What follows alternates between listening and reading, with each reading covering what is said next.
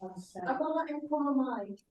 This is Lila Mower of the Kokua Council, and we invite you to join us at the last general meeting of 2023.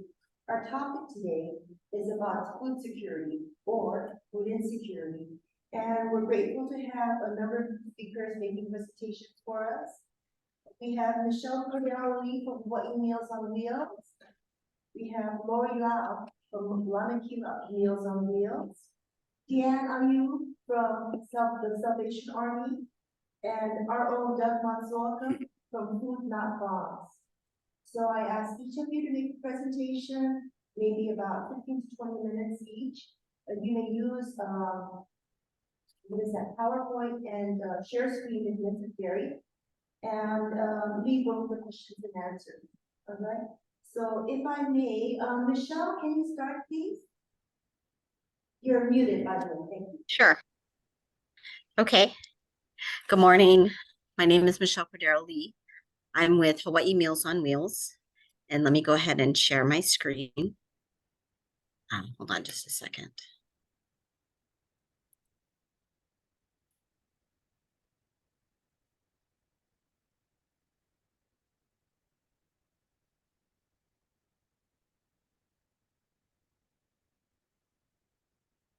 Okay.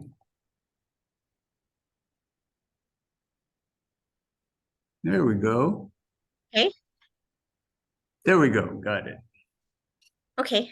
Aloha, everyone, and thank you so much to Kokua Council for gathering all of us together. This is a very significant topic in our elder community, and we're also really grateful that you guys are the venue and the platform for a lot of kupuna issues. So mahalo to everything that you guys have done each and every year. Okay. Well, Hawaii Meals on Wheels, we've been around for over 40 years. We were started by 5 churches, and we've expanded and grown since then. But, you know, many of you may know a little bit about us. We provide meals to the elder community as well as the disabled. And some people have asked us, why is it that we exist? Why do we exist? And the reason why we exist is because there's a gap between government, for-profit, and the community. And there's a large problem and a void of needing meals, nutritious meals, socialization for the aging population, especially if there is no generational support. How does Hawaii Meals on Wheels, how do we do this? We provide personal one-on-one interaction. We are very dependable and trustworthy, in which our volunteers, we have over 200 volunteers that deliver for us daily, Monday through Friday. A lunch, sometimes it's 2 meals, sometimes it's 14 meals to cover them for the weekend. It can either be hot or frozen. And we at Hawaii Meals on Wheels, all of our meals are very customizable. And we're very flexible and dedicated to the population. So the types of meals that we provide majority of the meals are medical meals, in which kupuna are in need of either a texturized meal, where it's either chopped, pureed. Some are needing a very specialized medical diet, for instance, a renal diet. And that's the kind of meals we provide.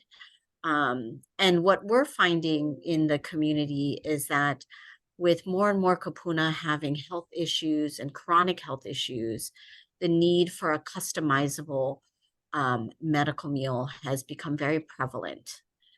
And that sort of is just in a nutshell what we provide in terms of to the kupuna. What we also provide to our community is a sense of volunteerism because of the over 200 volunteers that support us weekly. It gives them a sense of giving back to their community. Many of our volunteers are kupuna themselves, in which it is kupuna providing meals to another kupuna. So it's kupuna serving other kupuna. And then at the same time, we have a lot of corporations who will volunteer for us weekly, or on a special holiday, and then children and families always come out on the holidays for us. So it really is a sense of providing community and giving back to our island home. And the benefit, of course, is that this allows for the senior to age at home for as long as possible, rather than going to an institution. And it provides that sense of being in your home, the safety of your own home, for as long as possible. Okay. Like I had mentioned, who we are and the type of meals, as well as the number of volunteers. And for many people who are on this Zoom conference, many of you already know that Hawaii is facing what we call a silver tsunami, just like many other states. And that by 2030, more than 1/5 of the US population will be 65 and older. But Hawaii has a more urgent demographic shift in that Hawaii has some of the longest living kupuna, as well as some of the largest number aging in that population of 60 and older. And our statistics in terms of the longest living, we at Hawaii Meals on Wheels, we serve over 20 clients over the age of 100. And with that, our oldest client is over 105. And quite a number of them, a little less than half, actually live alone. So that's just to give you an idea of where Hawaii stands with the rest of the nation. As I had mentioned earlier, some of the many issues that our kupuna are battling is chronic health disease. Depression and isolation is a big topic, especially since the pandemic and sheltering and COVID. Many of our seniors who don't socialize are literally dying of loneliness. And then that is a second big factor in terms of health decline. The concern for safety issues is another big concern, falls, lack of nutrition, and then of course, being forced to prematurely trade in their homes for a care home. How did the pandemic affect us? And just to give you an idea of where we were pre-COVID, in 2019, we were at 98,278 meals. 2020, we were at 158,883. Last year, 2021, we were at 174,318. And then last year we were at about 156,000. So, and then this year we're actually going to be hitting our goal of 165,000 by the end of the year. So there's still a large amount of kupuna who are in need of meals. The pandemic really shined a light on food insecurity for kupuna programs for the elderly, as we ourselves, we were inundated by many phone calls, and we needed to provide meal service immediately and hit the ground running with that. What we're facing as an agency today is we are still in need of much support, and in terms of providing meal service, many of our kupuna are calling. We get about 135 calls, requests for service a month. And we take on about, 30 new clients a month who are in need of meal service. And one of the questions might be, why is it that we want our kupuna to age in place? It is because it is the most familiar for them, the most comfortable. It's their community that they want to age in. And with that, we've seen greater quality of life and fewer hospital stays. We see reduction in feelings of isolation, as well as reduction in senior depression and an increased feeling of safety. And people have asked us, how do you qualify? Of course, one, age 60 and plus, although we do allow for those who are under 60 to come on our program, and that's if they're disabled. We will do an assessment, or they get referred to us through a government agency. Many of our kupuna have to demonstrate that they have difficulty with mobility, difficulty with warming up meals using a microwave. They have limited transportation and limited family support. And our government agencies that we work with are the Elderly Affairs Division, or Alulike. We do accept a minimal amount of private pay because we are a nonprofit. And we work with the Medicaid programs as well. And there is definitely a gap of kupuna who are right in between that don't qualify for government and unable to afford private pay. In that case, we do allow for sponsorship to happen. And that's where a lot of our foundations come in and step in to pay for meal service for our kupuna who are in that gap section. Okay. I don't know if we're doing questions now or should I hold off or If thoughts? you mind holding off until we have all the presentations done. Well, she has to leave, so. And just FYI too that Rick Tabor sits on my board, so he's also very welcome to answer as many questions. So thank you, Rick. And Doug as well. I know he's representing Food Not Bombs, but he's one of our wonderful staff persons who may be able to answer questions as well. We'll delay the questions until all the presentations. Thank you very much, Michelle. And if you do have to leave us as the presentations are going on, we really appreciate your presence and we really appreciate your contribution to our community. Mahalo. Great question. I've been reading a lot about synthetic fertilizers, synthetic meat, all these things that they're advancing to. Because of the political arena, is this going to be tried out on seniors or people in this kind of environment? Okay, I mean, Why don't we hold off, let everybody present? Yeah, I can answer. So I think this is the chat. Okay. Let's see. Our next presenter Is she Paul? Yeah. Okay. Want to close down your screen share?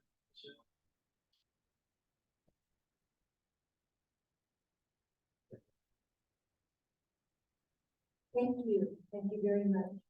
All right, our next presenter is Deann Aiu from the Salvation Army. Deann. Hello, can you guys hear me okay? Very. I can't hear anything. Oh no.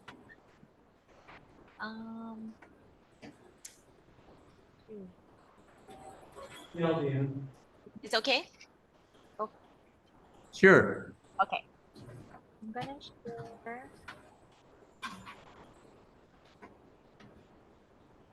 And we see your screen. Oops.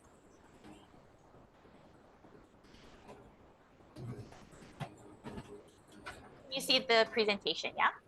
The main page. Okay, great. So I will be, I think, pretty quick. I really appreciate the opportunity to share a little bit about the program that I work at, which is the Community Assistance Center with the Salvation Army. And I'm going to touch a little bit about our core programs, primarily the food pantries that are offered across the state, because our topic really is about food security and resources available for kupuna. So I'll start first by telling you about the Community Assistance Center. And so we are a program within the Salvation Army, and we primarily do emergency assistance. We work on Oahu, but we do have some funding sources that allow us to help individuals that are on the Big Island, Maui, or Kauai. But we do financial assistance, which would be rent, utilities. We could buy groceries, medical care assistive devices. We do material assistance, so hygiene kits, clothing, vouchers, food bags, emergency food bags, and gift cards. we do have a family-focused Pathway of Hope case management initiative that helps individuals break the cycle of intergenerational poverty. And we recently started teaching some life skills classes in clean and sober homes. And so I think maybe everyone here is probably familiar with Salvation Army, our mission statement, but I wanted to just kind of start at the top and give a broad overview of our program. And so we always focus on kind of the main second sentence of this statement where it says the third. Its mission is to preach the gospel of Jesus Christ and to meet human needs in his name without any discrimination. For the Community Assistance Center, I wanted to share what our vision is because I think we are at almost like a restarting point where we're building our program back up. And so I know there are multiple organizations represented on this call. And so if there's opportunities to work together to serve our kupuna in any of these ways, you know, I'd be really open to having a discussion on how we can work together. But the vision of the Community Assistance Center says, motivated by our Christ-centered mission, the Salvation Army Community Assistance Center is a place where friends facing financial hardship find hope, purpose, and lasting stability. And then our program does have a set of core values that the team had come up with. It does spell the word faith, but in general, our program, we want to be forward thinking in not repeating programs or targets just because it's the way we've always done it. We want to be relevant to what our community needs. And so we're willing to explore new ways of serving. We want to be easily accessible. So right now our program is located at our Kauluela Mission Corps, which is on Vineyard and Ala Street. But I am on the hunt looking for either west side locations, east side locations, or we even meet our clients where they're at if needed. We want to have integrity always in our work, work as a team amongst ourselves and with the community. And we always want to have an optimistic view on life, restoring dignity to the community that we serve and giving them hope for their future. And so I share that to lead into our strategic initiatives. And so we have a new divisional commander that started with us in January of 2023. And so we're really blessed that he was able to take part in a multiple step process where we try to define what the Community Center Assistance Center is and how we'll serve the community. And we came up with 3 initiatives. So we want to increase our community partnerships. So we know that we cannot be all things to all people, but if we all do our small part, we could make a greater impact for our community. We want to offer relevant and transforming programs, and then expanding our services across the division. Okay, and then I see him. Oh, I'm sorry. We're in the same office. Okay, and then this is important to us because I wanted to share that, before being a part of even this presentation, I appreciate the opportunity because we want to work with 3 specific populations. The Alice community, individuals recently released from incarceration and treatment, and we do want to serve the kupuna. Many of them already come to our office for support, and we would love to have a deeper, more meaningful impact in their lives. Just as a brief overview, we've served about 214 households in the last fiscal year. This is not specific to kupuna. I'd say of the 214 households, maybe about 80 were kupuna age, and kind of show you how it kind of spreads out across the island of Oahu. And so kind of with that said, just going back to what we do on Oahu, we have different funding sources, whether it be government funds, private donors, or foundations that give us money to help people who are in financial need. One of our funding sources we get year after year specific to kupuna ages 70 and older. And we are able to help them with many different things like assistive devices, rent, utilities, household items. And I did want to share, looking at our numbers, about 27% of that particular fund went to kupuna who requested food. And so that's up to $500. And so just kind of reiterating what I think you guys already know is that they really do appreciate the opportunity to fill their cupboards and keep themselves well nourished. So that was our largest category in this particular fund, was to help with food. Okay, so that's kind of it with our program. And so if anybody wants to talk after, I'd be happy to make a connection on how we can serve. This is now the broader Salvation Army across our division. With the Maui wildfire response on that island, Salvation Army was designated the primary feeding source on island. We have since sunsetted that responsibility, handed over to American Red Cross a few weeks ago. But over that period of time, up until about mid-October, you know, about 115,000 meals were served directly out of Salvation Army. And then we coordinated with 14 different locations to give about 900 meals out to the survivors in the Lahaina and Kula area. The next 2 pages, I just wanted to share about our course. So I'm not sure if you guys all know where the locations are, but on Oahu, we have 3 units. The Kaneohe, Kaluela, and the Kroc Center in Ewa Beach is actually also a Salvation Army Corps. All 3 offer a food pantry. Kaneohe is on Tuesdays and Thursdays. Kaluela is Monday, Wednesdays. So if you have any kupuna in need, they're able to go there, show their ID. They would like to have to show proof of income and proof of residency, and they'll get a food bag that'll last several days. Kroc Center is the only one, it's kind of an as needed. They can get a food bag. On the Hawaii Island, we have 3 units as well. So the Hilo Temple Corps, Kona Corps, and Honoka'a. They all have their own food pantries. Not sure if you can see in the presentation, but Hilo and Kona is on Tuesday and Thursdays, and then Honoka'a does once a week on Wednesdays. And the Kona Corps officer did share with me, you know, I kind of asked for some feedback on what they're doing to help kupuna, and they took over 476 hot meals on Thanksgiving to seniors in the Kona area. And so they're really excited about being able to bless the kupuna in that way. And then on Maui, so we have our Kahului Corps, and we did have Lahaina. Unfortunately, that corps did burn down in the fires. So all of our Maui services do run out of Kahului now. And then in Kauai, there's 2 units, Lihue and Hanapepe. And Hanapepe is the only one who does not have an emergency food pantry. And then just kind of the final slide, you may have seen it in the news. It was the 51st annual Thanksgiving meal feeding. I was done at the Blaisdell Center this past Thursday. So that's Lieutenant John Mercer carrying very flowery, colorful turkey. It was very bright, but he is a Corps officer at the Kaneohe Corps. And then, you know, the governor, mayor, they're there every year. We were able to greet many who are kupuna that come to enjoy the meal, the social activity, and also a lot of our houseless friends were there.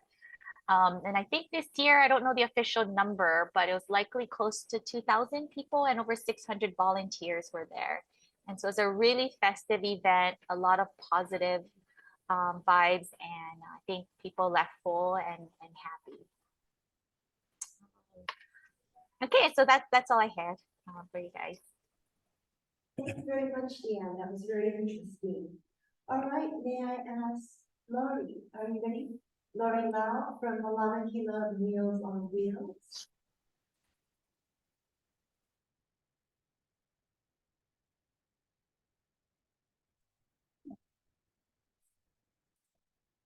Let's see. There we go. Oops. There we go.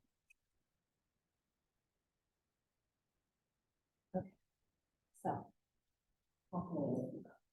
okay, so I'm really grateful actually to follow Michelle, because I feel like, you know, Meals on Wheels providers have a lot of the same information. So we'll kind of go quickly through the repeat information and then maybe focus on some of the other service Lanakila provides in terms of food service.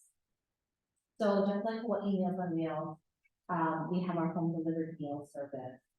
Our home delivered meal service is exclusively a weekly frozen delivery. And part of that is because we're an island-wide service. To be able to serve every part of the island, including right from Kuku and Makaha and Waimanalo, daily is a challenge. And so we're delivering to each area of the island once a week. We provide multiple meals at that time, in order to, sustain the person for the next delivery. Just like Hawaii Meals and Meals, we do provide textured meals for people that have issues chewing and swallowing, right? So chopped, minced, puree. And, you know, we think of our meals, especially for individuals that are homebound and frail, with difficulties with grocery shopping and cooking. But the meals are actually also really great respite, right? For caregivers that have so much on their plate, to have one less thing to worry about, having that health nutritious meal delivered. Or for folks during their medical recovery and treatment. Michelle also covered this, right? There are sort of two main ways people get into the meal service. So if you have Medicaid for your health insurance, then Medicaid will pay for folks to be able to have home delivered meals, or you can go through the city and county's elderly affairs division to see if you will qualify. Those are sort of the at no cost to the meal recipient options. And then of course the other option would be for those that can afford to pay for the service, for them to self-pay. Because sometimes it's not an issue of, well, I don't have my retirement, I don't have my pension, I don't have my 401k. It's the physical ability, right? Like I just need the help and I can pay for the service, but I need this. We have about 180 regular volunteers that are helping us to package the meals, make the deliveries. We just came off of our Thanksgiving holiday service. On Thanksgiving Day, we put out 830 meals across the island. So that took about 300 volunteers to do all the plating and the delivery for Thanksgiving Day. And we talk about, for people that are convinced, for people that are homebound, there's also that sense of like isolation and loneliness. So our volunteers are also doing a friendly visit. They're doing a wellness check with the meal recipients when they drop off, right? All of that information goes directly to our staff, so our staff can follow up and make sure that if other resources are needed, that we can follow up. This is kind of a result of the pandemic. So if you kind of think back to 2020, we know that locally the hotels were shut down, the restaurants were shut down. And so you had farmers that were not harvesting their fields, right? They were not growing their crops because why incur all this expense of farming and you don't have a customer to sell to? So we took that as an opportunity to really kind of invest in local agriculture, right? Up to 90% of the meals that we put out, not 90% of the produce in the meals that we deliver is all locally grown, locally sourced. We also use local beef, we use local fish, right? We really kind of dug in and said we need to support the food system in Hawaii and make sure that our farmers have an opportunity to grow and feed local people. We also created what we call the grain bag service. It is a subscription produce service. So how you'd be familiar with this is people have heard of like community supported agriculture. That's where you pay $40 or $50 to get a farmer's box, and it's kind of a mixed bag. You get what you get kind of produce. So that concept was adapted to our homebound population. So all locally grown fruits and vegetables, an opportunity for people to get, additional nutrition with their home delivered meals. Think papaya, think mango, avocado, cucumbers, tomatoes, right? Again, fresh products that they can have delivered on top of their home delivered meals. We're basically acting as a middleman, connecting the farm-grown produce to our senior population that can't grocery shop anymore. It is, like I said, a subscription service, just like these CSA boxes. Because we also participate with the box if someone is using their SNAP benefits to pay for this, it is only $4 a delivery. And then because then we want people to be able to use their SNAP benefits to get a green bag and only have to pay $4, we also do SNAP outreach. So we have staff that will go out and meet individuals and help them complete the application to apply for and then retain their SNAP benefits, right? If you think about a Meals on Wheels program, if our mission is to address people's food insecurity, sometimes the reason why people are food insecure is just they're living on a fixed income. And at the end of the month, the money just doesn't go far enough, right? So we see SNAP benefits as being a good tool in our toolkit to help address people's food insecurity and help them to qualify for the SNAP. Again, they can use SNAP to pay for our produce service. Or once they have a SNAP, they can go to a farmer's market, they can go to a supermarket, right? But we like that home delivered aspect that we offer, because maybe some people would say, but if I qualify for SNAP, I can't get to that grocery store, I can't get to the farmer's market, but we're gonna deliver it to them. The other way that we are able to provide at no cost to them meals is through our Kokua Wellness program. So our Kokua Wellness program has 2 different formats for seniors that are 60 years and older. We provide Kokua Wellness services Monday through Friday. The 2 different formats are either going to an in-person center. And if you come to the in-person center, we're going to have activities, we're going to have guest speakers coming in, we're going to serve lunch, or you can participate in one of our virtual sessions. So this is also a result of COVID. Think back when, they were saying no groups larger than 5. Right, you really couldn't operate a senior center with 40 seniors doing an exercise class, right? So we migrated to host all of our activities online. And then you might say, well, Lori, seniors are not necessarily known as being the most tech savvy group. So you put all of your exercise classes, all of your education, you put all of your activities online, like how did you get them to be able to connect? Well, we offer introductory to technology series. So we actually teach seniors digital literacy in order for them to be able to then participate in our online session. Right? Go back a slide then. So in terms of what we're focusing on in our Kokua Wellness program, right, things for the mind, things for the body, things for the spirit, right? We consider this a prevention program to keep people active and fit before they go down. And why I'm including the Kokua Wellness program in a food insecurity conversation is the program is open to seniors free of charge, 60 years and over, and we serve lunch in the program. Right, so it is a way for them to be able to receive a healthy and nutritious meal at no cost to themselves, and then get all the other benefits that we offer. Just to give you a sample, kind of in the background, right, one of our virtual sessions happening, so sort of proof of concept that we've managed to get seniors to join online.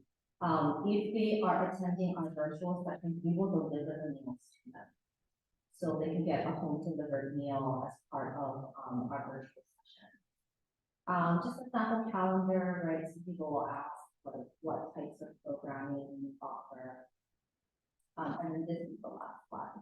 So I know we're holding questions. Yeah. All right, that was excellent, Lori. Thank you very much. Okay, Doug, are you ready for food not bombs? Okay, let me try and I'm dealing with the tech here, not very easily. I'm gonna change the microphone, I think. Okay, can everyone hear me? Can everyone hear me? Yes, we hear you very Yeah. loud and clear. Okay, good. And then I'm also gonna change the camera. I want to, that's all right. You can see I'm kind of not really here. I'm gonna share screen here so you can see what I'm looking at. Sorry, let's see. Yes, and I'm gonna share screen and I'm gonna share screen 1 and I'm gonna see if we can see, whoops. Now Rick can tell me what we're looking at here. Yeah, see a map. Okay, Matt. Okay, I'm showing the right thing. I'm gonna talk a little bit about food not bombs, not necessarily to push what it is that not necessarily to push the group, but to show what little groups can do, little volunteer groups. We're not a nonprofit. Food Not Bombs was started in 1980 as part of a protest to shut down Seabrook nuclear power plant on the East Coast. And the protest was an occupation, was a sit-in, was a live-in by a number of anarchists and Quakers. The two don't seem to go together. We think of anarchists as being in black hoods and throwing bombs, but actually anarchism is doing everything by consensus. So let me get into some other stuff here. Let's see, can we see a picture? Okay, and this is a local Food Not Bomb started as part of a similar protest. And what Food Not Bombs is the sharing of vegetarian food, strictly speaking, vegan food to anyone. It started, remember the 5th of November, 2011. That's when the Occupy movement started a branch at Thomas Square. And I lived right up the street, so I thought, hey, let's go see what this is about. I was also on Obama unemployment, which went 18 months in those days. Really good for. And you must remember this. Seeing it, I see it. Okay, I see it. This encampment, originally it was on the corner, and then the city and county moved the border of the park to include most of that. So we started a color-coded system of tents. We occupied that corner the longest of any of the Occupy movement. It was more than 2 years. And part of it was this to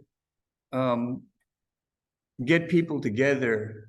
And on the other corner were a bunch of homeless people, and they gradually gravitated to our corner because we had this policy of treating everyone as though they were human beings. And that was so unusual for the homeless people that they became part of it.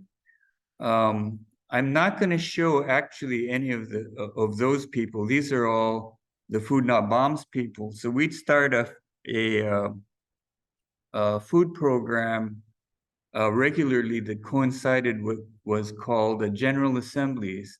These are when everybody gets together, they decide what they want to do, form a consensus on things. So in this picture, we see Rich Rath, University of Hawaii, Laulani Teal, who's a Hawaiian sovereignty activist, Karen Murray, who's a lot older than she looks, but one of the few older Japanese people. You know, we're really conservative. We don't show out for these things. And we also had a lot of Hawaiian activists. We see Nani Rogers from Kauai and her friend, Luella Leonardi from the Leeward side. These people, they already run feeding programs. I mean, they don't call it anything. They make up a meal every single week and they go like to the boat harbor or wherever people are hungry and they just feed people. This is really common on the Hawaiian sides of the east side and the west side. Practically every grandma, you know, she's fed people. Every Sunday they feed people. They don't know. You know, it's just, so we like that. Why Thomas Square? This is a little small. This this is part of the Hawaii Revised Statutes, Thomas Square to be maintained. Thomas Square shall be maintained as a public park. It's actually part of Hawaii Revised Statutes. And the reason for that is it's the first state park in Hawaii. In 1843, a British guy named Paulette kind of on his own took possession of Hawaii and declared it part of Great Britain. Queen Victoria heard about this. She sent Admiral Thomas to Hawaii to return sovereignty to Hawaii, and did that on July 31st, 1843. In Thomas Square, they ran up the Hawaiian flag again. King Kamehameha III Kauikeaouli had a big party at his place. So it's important. It was an important place politically. And this is just a picture of some of the food that we've made. And it's all vegetarian. Vegan is very hardcore. It means no milk, no dairy, no eggs. Sometimes we cheat and call it vegetarian. Sometimes people bring meat. We put it on a separate table. We call it the table of shame. And people can eat it. You know, people from various food not bombs, they're all over the world. They come and visit us. So we had this woman once from Texas, Food Not Bombs, but she says, you know, we can't call it Food Not Bombs because it's not vegetarian. But we're in Texas. We can't just feed people vegetables, you know. It's very funny. But we do vegetarian stuff, a lot of pastas, stuff like that. And the way it works is that we have people who pick up the meals. We have a pickup deal with a large organic food person. I'm not going to mention the name of the store because they might not want to be connected with it too publicly. But we pick up all their stuff that's it's not expired. It's about to go expired in the next week. We cook that up right away. We have another bunch of volunteers that'll cook that up and then deliver it to the corner, Thomas Square, 5:30 p.m. We set up tables and we serve it. What kind of people live in Thomas Square? This is the late Billy Godwin, Vietnam combat vet who lived there. He couldn't sleep inside a structure. There was something about him. He couldn't do that. So he slept out in the park. He lived out there. And he was a great anti-war activist, peace activist that we call. And he got really sick and they put him in Tripler. He walked out of the place, passed out on the sidewalk. So we sent a friend over to pick him up, took him to Straub. He stayed there for a couple of days. So his friends could visit before he passed away. So he was a good friend. So I'm showing his picture. There was a community there. And this is just the political community, which is why I'm showing their pictures. This is Raul Gonzalez, artist from Los Angeles. He came down to help us by painting this Kanawai Mamalahoi banner. Kanawai Mamalahoi was the first law of Hawaii proclaimed by Kamehameha I, and that is to leave humble people, allow them to lie out on the street. It was a protective order, which is the first law. This banner, this is right after it was painted, was immediately seized by the city and county, but we got it back, so there. Some people were crazy. They'd have things like birthday parties at Food Not Bombs. There's the old guy, Doug. You know, I used to get invitations. My birthday coincides with the birthdays of a lot of people. We used to have this big party out on Laie side, rent a house and that sort of thing. Those invitations went away when I started becoming politically active. So there's a price to pay. On the other hand, I had a birthday party at Food Not Bombs. And this is one of the girls, Indy.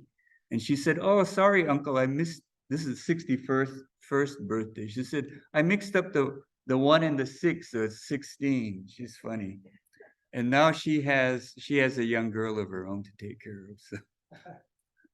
So this is all volunteers. This is the largest number of volunteers that we had, organized by Ed Treshik, who is a very early anti-war activist. I want to point out the old guys because Meals on Wheels type of services, you know, they always point out that a lot of their clients are basically the silver tsunami old guys. Well, a lot of the providers of social services are old guys like me and Ed and Dave Mullenix here. These guys even got years on me, so there. So we had a lot of people at Food Not Bombs, and then COVID. So how do you continue to serve meals in COVID? So we masked up, we gloved up, and we created the same kind of thing. We brought meals to the corner, we fabricated the meals, and then instead of having people line up, because there was a no congregation order, we had a little wagon that the guys would take around, and we tell people to stay out, you know, on the sidewalk, and we'll bring the meal to you. Neighbors didn't appreciate this much, but you know, people are hungry, got to get fed. And here's a kind of a more recent picture. We do it now, so you come at 5:30, we're out of there by 5:30, no music, no talking, but that's for health reasons. We may get back to the music soon. I want to point out there are two old guys in this picture. That's Dave Mullenix, the other old guy. And I wanted to show this young woman, Chris, she's really interesting. People are interested in what kinds of people might volunteer for this. And it's hard to say, like this guy, Troy, volunteers at Special Olympics kind of stuff. This woman, Chris, she's really interesting. The way she makes a living, I think she, aside from stuff like real estate and that kind of thing, she puts on these bodybuilding pageants. I mean, I never knew there was such a thing, but she does that. She also has a nonprofit that takes care of animals. She rescues animals, and she has kind of this magic. She's an animal whisperer. She has like pet mongooses, and I've never heard of such a thing. She brought some to the corner, and they'll cuddle, and they're very playful, but that's only because she has this ability to do that.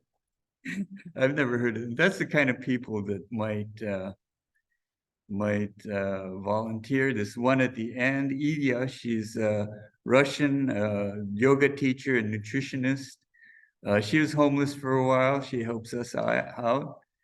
And I just wanted to end with a picture of one of our meals. And that's really all I have to say. And if you want to start a group, all you need, and I should point out, we don't agree to anything, where the tables go, what kind of foods can be served. Nobody agrees on anything. You don't have to have a lot of agreement to start one of these groups. You just have to show up at a certain place and make sure you got the food available. I'm gonna try and return this to normal programming. I'm not too sure how to do this. Well, first thing I think I have to do is stop the share, right? So I'm going to stop share. And then I'm going to get the microphones back over to the camera. Microphone. And I think are we back? Try a mic from there. Okay, can you hear me okay? Can anybody hear me out there? Yeah? I can hear you, Rick. Okay. Let me share a real quick statistic I just looked up. So what food hunger looks like in Hawaii. So currently, this is Feeding America. 170,970 people are facing hunger in Hawaii currently. 54,180 children face hunger. 1 in 6 are food insecure. They predict that going forward, this is the 2021 survey by University of Hawaii, 48% of families in the state of Hawaii will experience food insecurity at some time in their life. That's why we're doing this today. So thank you, everybody. Yeah, thank you very much. I am really touched by the spirit of giving that everyone demonstrated. You know, Lori, I don't know if Michelle is still there, but Doug and Rick representing One Meals on Wheels, Deann, we just celebrated Thanksgiving, and most of us had a bountiful meal with friends and family. And at that time, we didn't have to think about those who did not. But there were many, like Rick said, did not. And I thank all of you that participated in this, whether it's Salvation Army, Lanakila Meals on Wheels, Hawaii Meals on Wheels, Food Not Bombs, you know, for your contributions. Because you do for us what we would love to do in our hearts, but like Doug said, we don't take that extra step to do the actual function. Now, my question, I have a couple of questions. First of all, how does one become a volunteer for Hawaii Meals and Meals or Lanakila Meals on Wheels? I was one 3 decades ago, maybe before you were born. What is it like now? So just call us. So I'll give the number then. Yeah. Yeah, 988-6747. That's for Hawaii Meals on Wheels. We deliver all over Hawaii, all over Oahu. How about you? We have an online volunteer application. So if you Google us, right, Lanakila Meals and Meals, there'll be a link to volunteer. And shameless plug, we're doing 2 different types of volunteers right now. Folks that want to volunteer on a regular basis, right, that weekly volunteer, but also folks that just, you know, they can't commit subs, but just for Christmas Day. So our Christmas delivery stuff. So, you know, it's a great opportunity for folks again who really want to do something but can't commit to it in the regular year to just come in for That's a good point. Hawaii Meals on Wheels too. So the holidays this year, Christmas and New Year's fall on Monday. For Hawaii Meals on Wheels, that's our biggest day. We do our frozen meals then also. So we do need help on those days as well. We're covered Thanksgiving. So we're volunteers. And Deann, what about the Salvation Army? You're muted, by the way. Sorry. Yeah, I believe you can do it online or call it by calling our Manoa office. So my wife actually started out as a volunteer there and they heard that. So let you know. What about, can people, can a recipient have overlapping services? You know, for instance, can they apply to Lanakila Meals on Wheels and Hawaii Meals on Wheels? And maybe even to the Salvation Army? How do you watch that? How do you, because everyone has limited resources, no matter what your organization is, and you want to be able to share your resources with as many people as possible. But we also know that there are people who want to get as much as possible. So how do you know that you're not overlapping? How do you know that you're distributing well, spreading it as much as possible? At least for the Meals on Wheels providers, if the referrals are coming over from Elderly Affairs Division or from the the referral sources themselves sort of regulate us. They wouldn't send to multiple Meals on Wheels provider sites. So that's kind of odd at the referral place, right? Like Elderly Affairs Division wouldn't send to Hawaii Meals on Right. Wheels and Right. Lanakila, they would just choose one of us. And they wouldn't hear this. Yeah, so it's usually kind of like the referral. Now, what would stop that person or that family from going to the Salvation Army to pick up or even to food bank to pick up? They could do that. So they could get food from even IHS, right, as a pickup and then still get So Hawaii Meals on Wheels. And so I do like to point it out.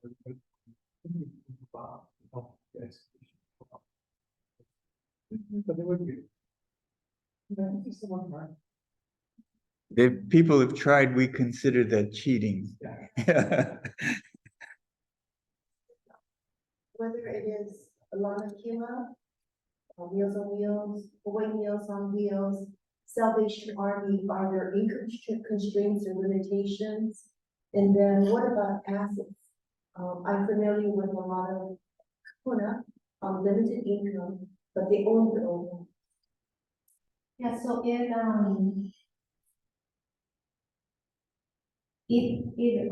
you have Medicaid, there is sort of an income limitation sort of built in, because in order for them to qualify for Medicaid, their income is going to be factored.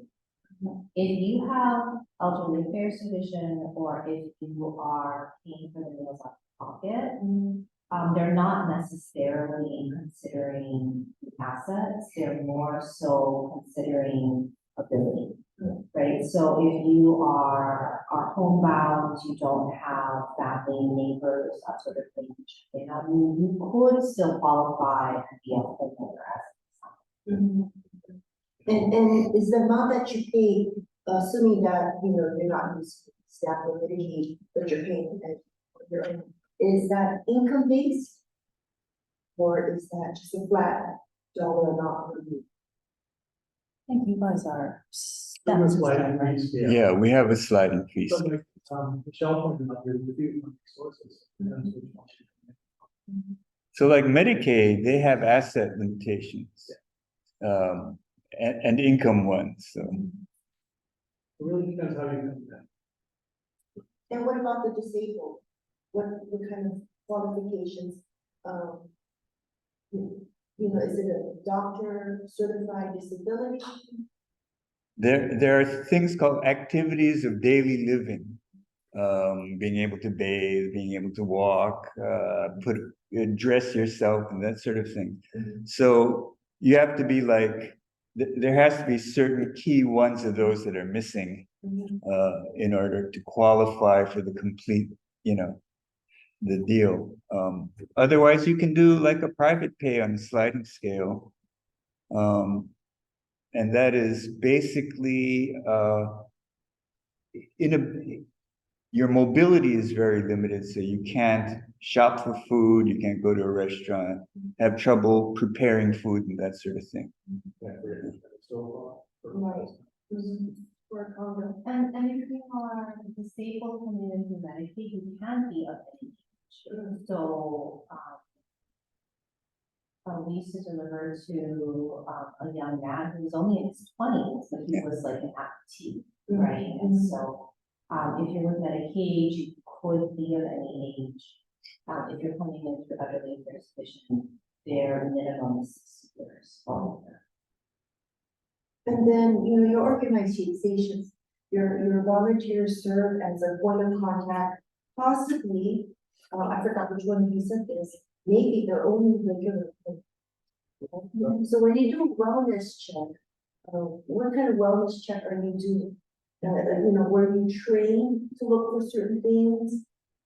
Is there a form you fill out, for instance, a checklist? Yeah, so we're looking for key factors, right? So we're looking for changes in their mental state, changes in their physical state. We're looking for environmental factors.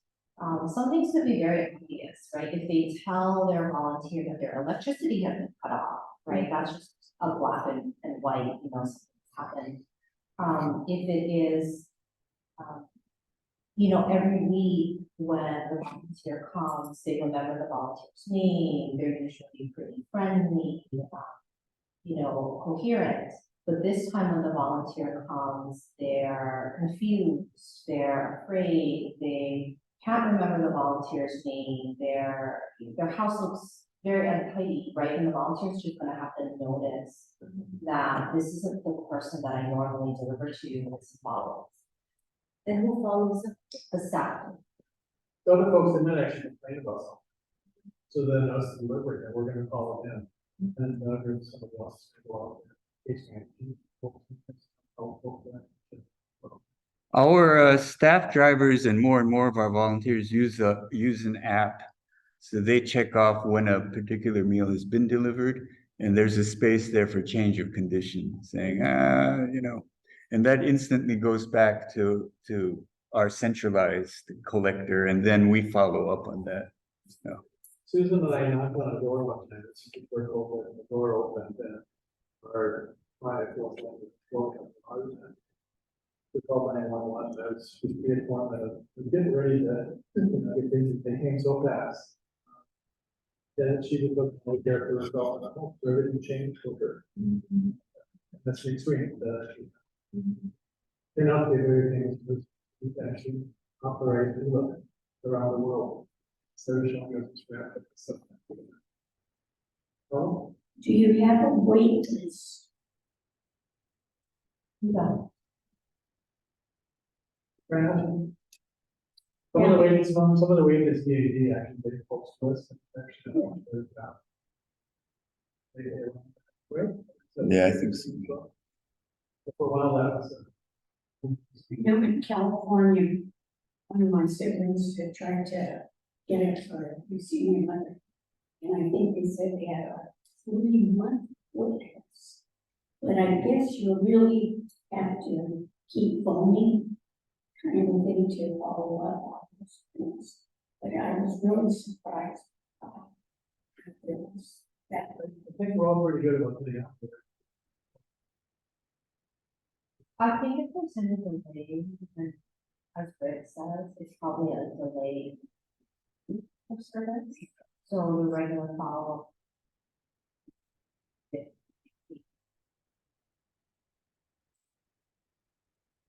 From the time that they're approved, it doesn't sound like we're learning how to do this. And Right. at least like for Lanakila, we bring in 27 people.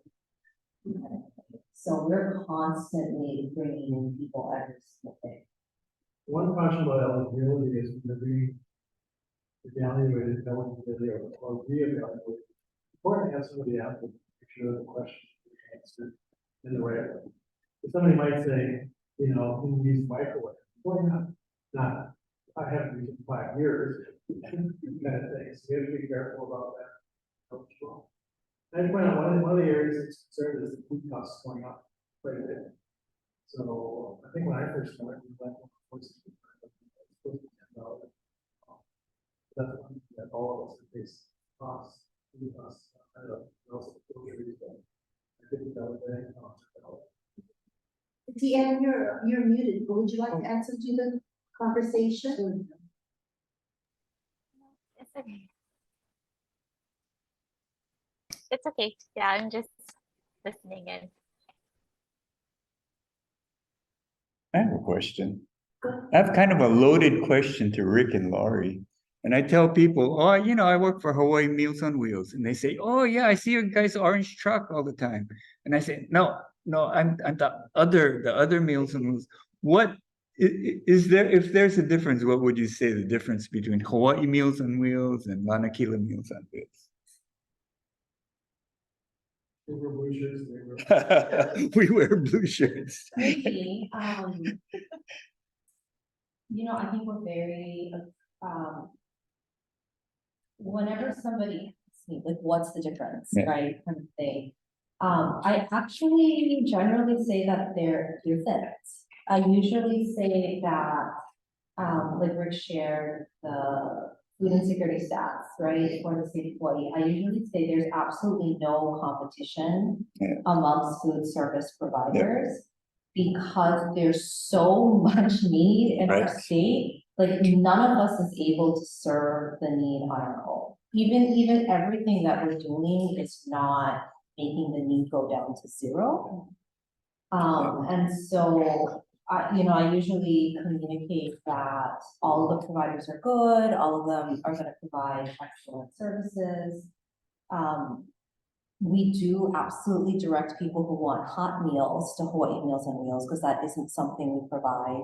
I assume if you get a referral from an area you don't provide services to, you send them to us, because we are an island-wide provider, right? So we actually, I think, have people, I'm okay with people, you know, just knowing that like all providers are good and the need is there. You guys provide, so what I understand is why you know, building some one that's diet. You guys We can do, meal modifications in the sense that if somebody has an allergy, if somebody maybe for like religious purposes, pork, right? So we can do modified menus where we will take out the foods they don't eat and then substitute in meals that they can eat. What we don't do that you guys do is, somebody coming in and saying, I need a medical diet, yeah, right? Diabetic or A cardiac. specific diabetic, meal, specific, like renal meal type of thing, like what we can do is like suggest they consult with a physician based on the USDA compliant meal, how do you modify that for your own needs? But we're not going to, at this point, produce like specific medical diets like per patient. That, I think that's the biggest difference, Yeah. dietary. We make sure that our kitchens around the island, they have to be able to do dietary to work with us. We don't want to go for fitness, because we both serve people there. So Hawaiian Meals and Meals on Wheels is daily delivery? Yeah, weekdays, Weekdays. and we'll do, And whereas it's frozen deliveries once a week, right? Tuesday through Saturday. And then, so, I don't know what to call it, your clients have to have the capacity to microwave the food or heat up the food something. We check that, yeah, they have to be able to safely store at proper temperature and then heat it up. If you don't want to heat it in the microwave, you could, you could heat it up in a toaster. Some people don't like microwaves, it's specific in microwaves. So you could put it in a oven safe dish, you could put it in a toaster oven, you could put it on the stove, right? With the microwave, it's just still kind of heating it, just you could kind of like, you press the button. Yeah, see. And then Lanakila, you have your own kitchen, yeah? So you prepare your own. Yeah, so we produce all our own meals, so we can control, you know, where we source, you know, again, the priority to source local, we can control what goes into our food. the thing Hawaiian Meals is doing is teaming with YMCA and with congregate meals. Are we 5 or 6 places? Yeah. It's either 5 or 6, I don't know why I got one. But after Kokua go to YMCA and they take their class, Tai Chi or exercise class, they can stop and do it. For a while they were taking food, but then they're actually sitting down now. And meals together, it started in May. YMCA oversees that contract, something. YMCA are participating in that, you know.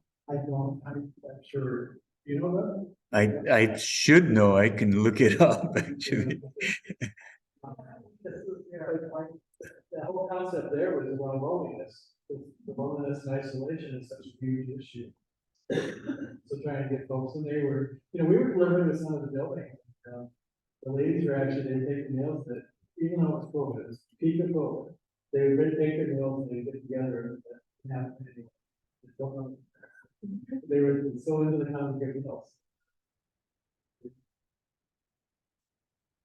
I see YMCA Leeward, Mililani, Windward, Kaimuki, Wailai, Kalihi, Waianae. Wow. Yeah.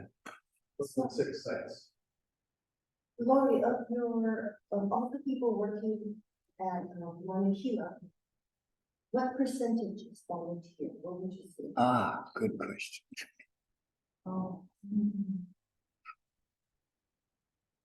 In our, to deliver the home delivery meals. For the whole operation? I mean, our kitchen staff, and it's not part of this conversation, but, you know, our kitchen, focuses as a job training program, right? So 75% of the work done by our kitchen is done by an individual with significant disability, right? So like as a nonprofit kitchen, like what makes it a nonprofit kitchen versus a commercial kitchen? Because of the job training and the employment of the disability. In the kitchen, there's probably 30 staff, right? In the meals of those departments, the staff are sort of organizing the volunteers. There's only 5 staff, right? Of course, we're part of Lanakila Pacific, so Lanakila Pacific has a finance team, HR, and that kind of thing, right? Administrative support. But the employees that work in the Lanakila Meals and Meals department, there's only 5 of them. all the other work is involved. So there's a heavy reliance on volunteers. Yeah. Yeah, both, I think both organizations just are volunteer organizations, which just depend on that completely. We have like, what, 3? Yeah, I'd like to say we had 400 actives that are actually out there once a week at least. During COVID, folks that were my age or something, but we're delivering, but now we're back up. Yeah, we had to, just out of caution, just let the elders not deliver during COVID because they're the most vulnerable group, but they're back now. And a lot of the demographic, the volunteers, that's what our older people, that's what you do when you retire, is, when your obligations to work are done. Well, I would say, so my wife and I, we deliver, that's when we started, Hawaiian Meals and Lanakila 7 years ago. And we really enjoy delivering together. So while I'm driving to a place, she's putting the meals together for the next place. And then we just split up, we do, Kokua Council, so we just split it in half. She does 2 buildings, I do 2 buildings, we go back. And we're done, we're really done with our delivery, it's picking up and delivering another hour and a half. How much people want to chat and how long it takes to answer their door. But if you want to volunteer, that's just something I point out. It's very doable. We just do 1 day a week, and do Thursday morning. So it's great. And Deann is great about letting her take some time off to deliver things. The Kapuna, they are, and you guys too, I'm sure everybody that works with Kapuna, they are the most heartfelt, appreciative people in the world. And they'll get your chickens down almost every time you deliver a meal. We're just so thankful for the service. And it's a wonderful feeling to volunteer Yeah, it is. and to give of yourself. And food is a Maslow hierarchy. Food is first. Yeah, Food yeah. and shelter. So we are meeting the basic needs that everybody needs. Food security, but not just food security, it's also the ability to give them. And so what people will eat if they can't cook, it is terrible. Just Yeah. for their own health, they have a nutritious meal and a silent face deliberate, those 2 things will all. Are there gaps in the population that you cover? I mean, that you can't cover, that you wish you could? Homeless people, we can't deliver.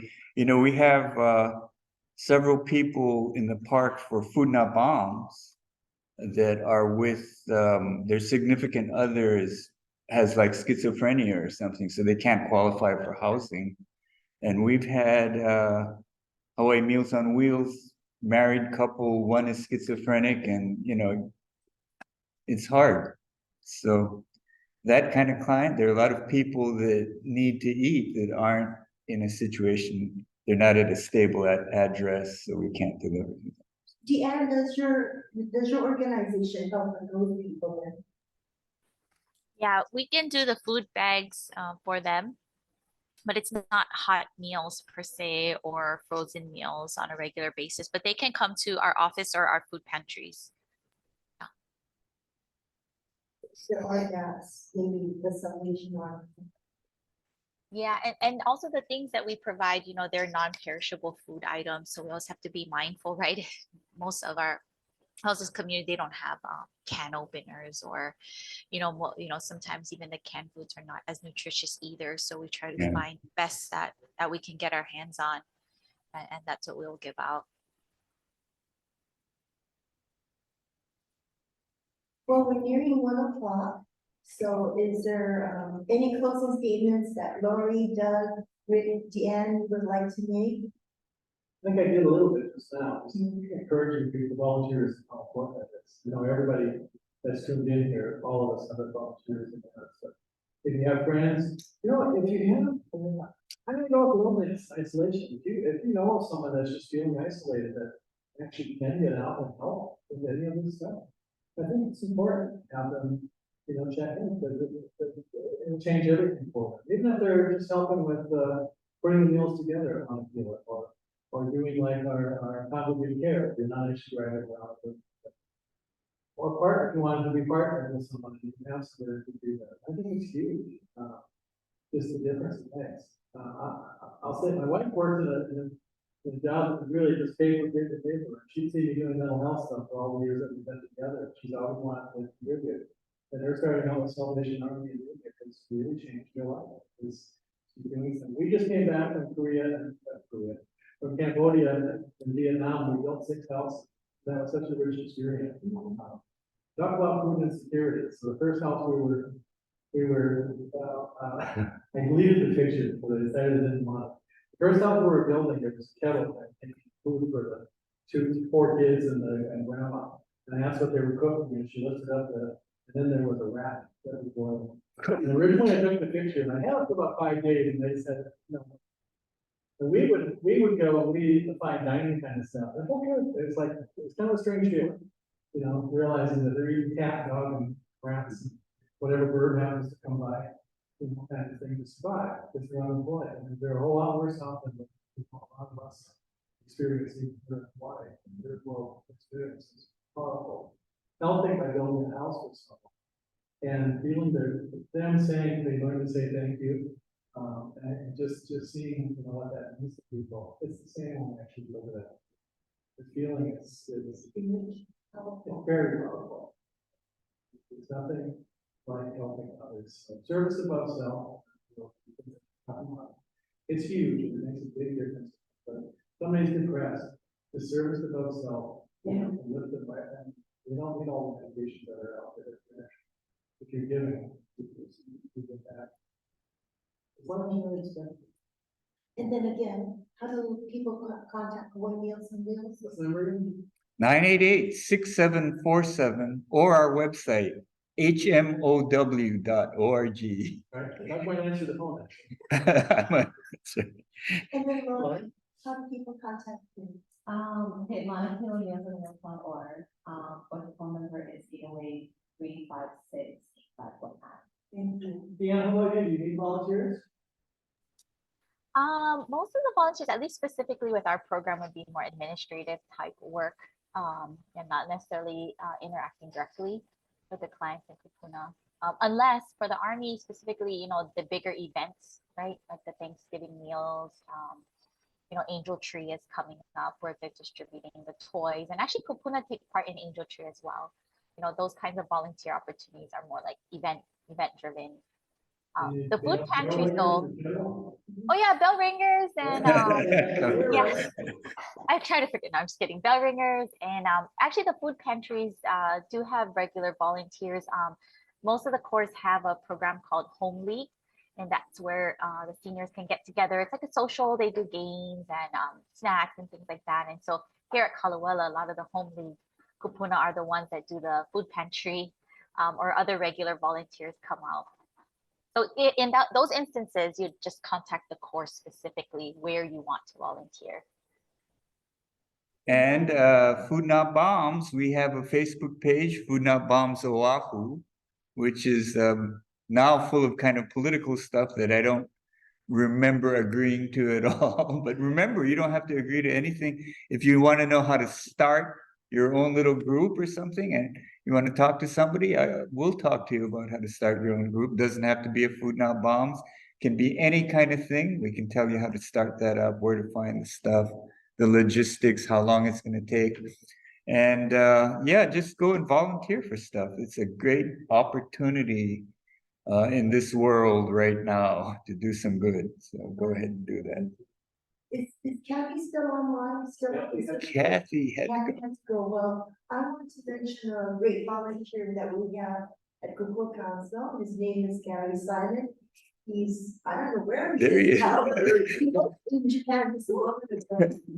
And he was a recipient of some recognition, a very important recognition from Hawaii Pacific Gerontological Society. Right. Can you? Gary was our honoree of the year, which is just speaks volumes to who Gary is. So I won't go into all of Gary's past, but this honoree is for the state PGS, it's an annual event, it's our annual fundraiser scholarship. A scholarship for gerontological studies. So somebody has a student that wants to be a doctor, going to gerontology nurse, anything in psychology, social work. No, I don't, right? Huh? If I am doing something. No. I put you up on, you don't want to be up there. No, that's fine. I was asking me to unmute myself. I know it's going to be that. Anyway, so we honored Gary this year, and with like that, we actually, she gave me before she left, we raised over $10,000. And so that money actually then becomes in scholarships for 2 programs. One is for college studies, and I won't say how much that's going to be. We have to speak numbers. Christy Nishida actually has that up. He's the perfect person for that. And then we also do though for the workforce. And for the workforce, that's your CNA stuff, which oftentimes Kathy is the very person that's teaching them, she's the nurse. So if you wanted to be, somebody wanted to be a certified nursing assistant, or if they wanted to get recertified, there's a $750 scholarship we'll call it. There's an award there for $750. Anybody that applies for it while money lasts can get that, and that's year round. The scholarship for college, we usually run down, and schools will be putting that up again about February. That runs until the money runs out. So huge thing. So Gary actually represented that by bringing his world, you know, forward with everything that he's done, St. Francis. Yeah, I'm like Gary's brother and follow him everywhere. Congratulations, Gary. So, it went Thank well, you. right? Thank you all. Looks like you're celebrating wherever you are. Yeah. Yeah, please do celebrate wherever we are. Yes, yes. Now, Gary, would you like to say something? No, like it's been said by all of you. We actually don't do it for ourselves. We do it for a better community.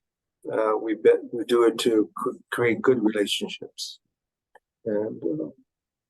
and the side effect, the reward is we find that we are better people for it.